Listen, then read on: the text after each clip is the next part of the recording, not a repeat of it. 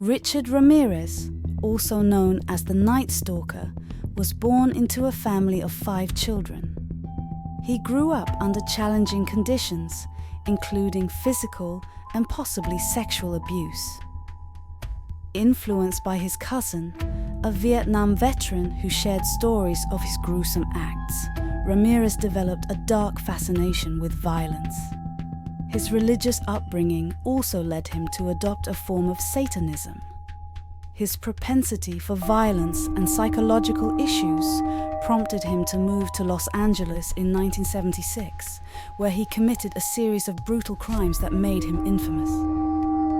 Richard Ramirez had a scary look that gave people chills. His eyes looked deep-set, and his hair was messy. His smile was creepy and seemed to hide something dark. Ramirez had scars on his face and a tattoo of a pentagram, adding to his menacing appearance. He was tall and skinny, and the way he moved seemed predatory, like he was hunting. Ramirez had a cold and calculating attitude, and he didn't seem sorry for anything he did, which made him really scary.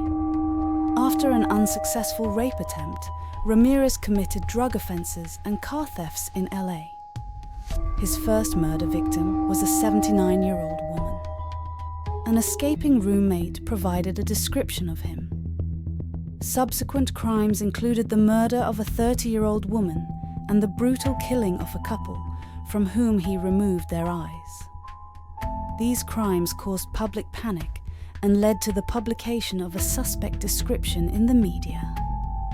Between April and July 1985, Richard Ramirez, known as the Walk-In Killer, committed a series of brutal crimes in California, including burglaries, murders, rapes, and assaults in cities like Monterey Park, Sun Valley, Glendale, and Northridge. His victims included men, women, and children. Ramirez, notorious for his cruelty, often left satanic symbols at crime scenes. Despite intensive investigations, he initially eluded the police. After a murder in San Francisco on August 17, 1985, Richard Ramirez was identified when he struck again on August 24th, shooting a man in the head and raping his fiancée.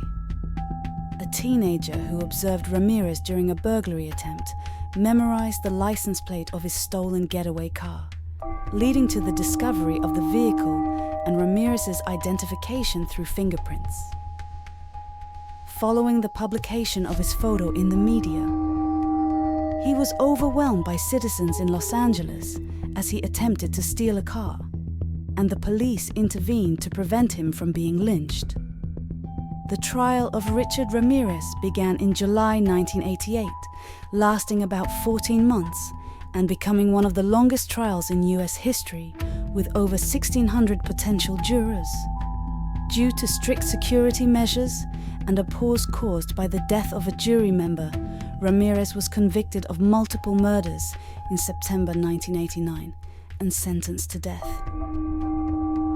During his trial and time in prison, Richard Ramirez had many female fans, including Doreen Leoy, a freelance editor.